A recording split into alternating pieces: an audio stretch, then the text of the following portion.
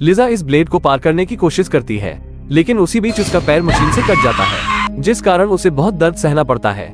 मियांडर 2020। तो मूवी के शुरू में हमें एक लिजा नाम की लड़की को देखते हैं। लिजा अपनी जिंदगी से परेशान हो चुकी थी, इसलिए वो इस सड़क पर सुसाइड करने की कोशिश कर रही थी, लेकिन मरना उसके लिए उतना ही मुश्किल है जितना उसका जिंदा रहना। लिजा फिर से सड़क पर लेट जाती है और तभी एक गाड़ी आने लगती है, लेकिन लिजा डर के कारण सड़क से हट जाती है।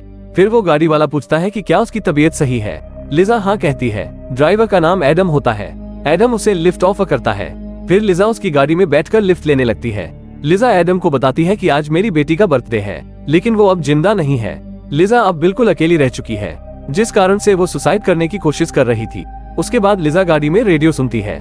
रेडियो में रिपोर्टर बोलती है कि एक किलर जंगल में घूम रहा है और उसने 2 आदमियों को मार दिया है। उसकी पहचान के लिए उसके राइट हैंड पर एक टैटू बना है, जिसके तुरंत बाद एडम रेडियो बंद कर देता है। दरअसल एडम के हाथ में भी एक टैटू होता है। फिर एडम एकदम गाड़ी का ब्रेक लगाता है, जिससे लिजा का सर आगे गाड़ी में लगता है और वो बेहोश हो जाती है। जब उसे होश आता है तो वो अपने आप को एक चैम्बर में बंद पाती है। लिजा के हाथ में अजीब सा ब्रेसलेट लगा हुआ होता है, जिसमें लाइट भी जल रही होती है। लिजा अपने आसपास का एरिया देखकर काफी घबरा जाती है, जिससे वो हेल्प के लिए चिल्लाती है, लेकिन किसी का कोई रिप्लाई नहीं आता, जिस वजह से वो और भी घबरा जाती है। फिर लिजा उस ब्रेसलेट को तोड़ने की कोशिश करने लगती है, लेकिन वो उसे तोड़ने में नाकामयाब रहती है, जिसके बाद वो शांत होकर एक जगह पर बैठ जाती है। कुछ समय बाद वहाँ पर एक छोटा सा रास्ते का दरवाजा खुलता है। ये रास्ता काफी छोटा होता है। फिर लिजा उस रास्ते से आगे बढ़ने लगती है, लेकिन तभी उसके पीछे का दरवाजा बंद हो जाता है। लिजा डर जाती है। फिर जब लिजा का ध्यान उसके ब्रेसलेट पर जाता है, जिसमें वो देखती है कि उसके ब्रेसलेट पर 11 मिनट की उल्टी गिनती शुरू हो चुकी होती है। फिर लिजा आगे बढ़ने लगती है। जब वो उस रास्ते के बीच वाले हिस्से में पहुंचती है कि तभी उसके पीछे से एक और दरवाजा बंद हो जाता है। फिर लिजा एक बिल्कुल छोटे रास्ते से निकलती है। उसके बाद लिजा एक सुंदर से टनल में आ जाती है, लेकिन जितनी ये देखने में सुंदर लग रही है उतनी ही ये खतरनाक है। लिजा आगे बढ़ने लगती है। जैसे जैसे लिजा आगे बढ़ रही है, वैसे वैसे टनल का साइज छोटा होता जा रहा है। लिजा की इसमें चटनी बनने वाली होती है, लेकिन लिजा जल्दी से उस रास्ते को पार करके दूसरे रास्ते पर आ जाती है। दूसरे टनल में आने के बाद लिजा के ब्रेसलेट में 5 मिनट का टाइम चालू हो जाता है, जिसके बाद वो आगे चलना शुरू कर देती है। जैसे ही वो आगे जा ही रही होती है कि रास्ते में उसे एक लाश दिखाई देती है, जिससे उसे समझ आता है कि वह भी उसी की तरह कभी यहाँ पर फंसी हुई थी। फिर लिजा उसे लाश को साइड में करके आगे बढ़ने लगती है। जब वो ब्रेसलेट में टाइम चेक करती है तो उसे पता चलता है कि उसके पास अभी 2 मिनट ही है, जिसके बाद वो और स्पीड से आगे चलने लगती है। लेकिन जल्द ही उसका टाइम खत्म होने लगता है और अब आगे के भी रास्ते बंद हो जाते हैं और उस टनल में अजीब सी गैस छोड़ दी जाती है। तभी वहाँ एक छोटा सा चैम्बर खुलता है, जिसके बाद लिजा उस चैम्बर में चली जाती है और अपने आप को सेव कर लेती है। लिजा के चैम्बर में जाने के बाद टनल में आग का फव्वारा छोड़ दिया जाता है। फिर हम कुछ समय बाद देखते हैं कि लिजा उस टनल में वापस आ जाती है, लेकिन उसके बाहर आते ही वो टनल और छोटी हो जाती है। तभी लिजा का ध्यान उसके ब्रेसलेट पर जाता है। वो देखती है कि फिर से 11 मिनट का टाइमर शुरू हो चुका है, जिसके बाद वो धीरे धीरे आगे बढ़ने लगती है। आगे वो एक पानी से भरा रास्ता देखती है। अब क्योंकि उसको बहुत जोर से प्यास लगी हुई थी, तो वो पहले तो अपनी प्यास बुझाती है और फिर उसके बाद वो पानी में जंप लगाकर उस रास्ते को पार कर लेती है।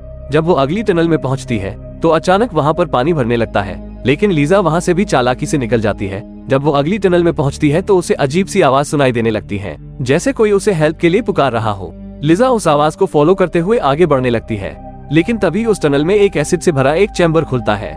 लिजा कंफर्म करने के लिए उसमें एक टुकड़ा कपड़े का डालकर निकालती है। कपड़े का टुकड़ा बुरी तरह से जल जाता है। फिर जब वो इस एसिड को पार ही कर रही होती है कि गलती से उसका घुटना एसिड को टच हो जाता है, जिस कारण उसे बहुत दर्द होता है, लेकिन फिर भी लिजा हिम्मत करती है और आगे बढ़ने लगती है।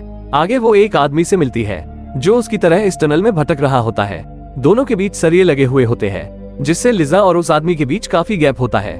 लिजा उसे समझाती है कि वो दोनों मिलकर यहाँ से निकलने की कोशिश कर सकते हैं, लेकिन वो आदमी उसकी बात सुनने के बजाय पागलों वाली हरकतें करता है। टाइम खत्म होने के बाद सरियों से बना दरवाजा और एक चैम्बर खुल जाता है। दोनों चैम्बर में जाने के लिए स्पीड में आगे बढ़ते हैं। फिर चैम्बर के पास दोनों अंदर जाने के लिए लड़ने लगते हैं। फिर लिजा उस चैम्बर में जैसे तैसे चली जाती है और उस आदमी को धक्के से बाहर निकालने की कोशिश करती है। चैम्बर के बंद होते ही इस आदमी का हाथ उसमें कट जाता है। लिजा को उसके हाथ का निशान देखने के बाद पता चलता है कि वो एडम ही है जिससे वो लिफ्ट ले रही थी। फिर उस टनल में आग का फव्वारा आता है। क्योंकि एडम बाहर ही रह गया था तो वो आग में बुरी तरह से जल जाता है। लिजा ये सब देखकर डरकर बेहोश हो जाती है। उसके बाद वहाँ पर एक रोबोट आता है जो पहले तो उसकी टांग पर हुए जख्म को ठीक करता है और फिर वो अपनी वाय को उसके शूट से जोड़ता है, जिससे लिजा को टनल में आने से पहले का सीन दिखाया जाता है, जिसमें लिजा देखती है कि एडम के ब्रेक लगाने के बाद उन दोनों की फाइट होने लगती है, लेकिन लिजा उसकी कार से बाहर आ जाती है। तभी आसमान से बहुत रोशनी दिखाई देने लगती है। और उसके बाद लिजा इस टनल में बंद हो गई। दरअसल वो रोशनी एलियंस के शिप की थी और अब लिजा को टनल में भी उन्होंने ही बंद किया हुआ है। फिर उसके बाद लिजा उस चैम्बर से बाहर आती है। बाहर आते ही उसकी तरफ एक घूमता ब्लेड आता है, लेकिन लिजा उससे बचते हुए ऊपर की एक टनल में आ जाती है। लेकिन अभी भी लिजा के लिए चुनौतियां खत्म नहीं हुई थी।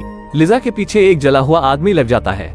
लिजा एक पतले से रास्ते से निकलकर आगे बढ़ जाती है और वो आदमी उसी रास्ते में फंस जाता है। लिजा को आगे दो रास्ते दिखाई देते हैं, जिसमें से वो लेफ्ट वाले में जाती है।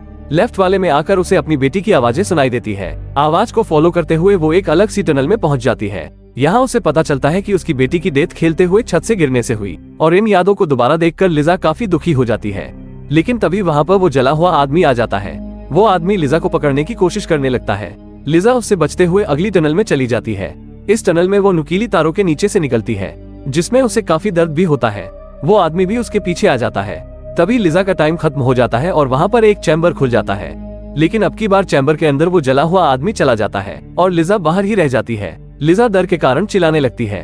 आग का फवारा उसके पास पहुंचने ही वाला होता ही कि तभी उसका चैम्बर नीचे से खुल जाता है और अब फिर से लिजा उसी चैम्बर में आ जाती है जहाँ से वो चलना शुरू हुई थी। लिजा उस टनल में आने के बाद काफी टूट चुकी थी। तभी वहाँ पर एक रोबोट आता है और लिजा के जख्मों को ठीक करने लगता है, परंतु लिजा उसे ठीक करने से मना करने लगती है और बोलती है कि मुझे ऐसे ही मरने दो। फिर रोबोट उसे एक जहर का इंजेक्शन लगाने ही लगता है कि उसे एक आइडिया आता है और वो दीवार पर बाहर निकलने का रास्ता बनाने लगती है।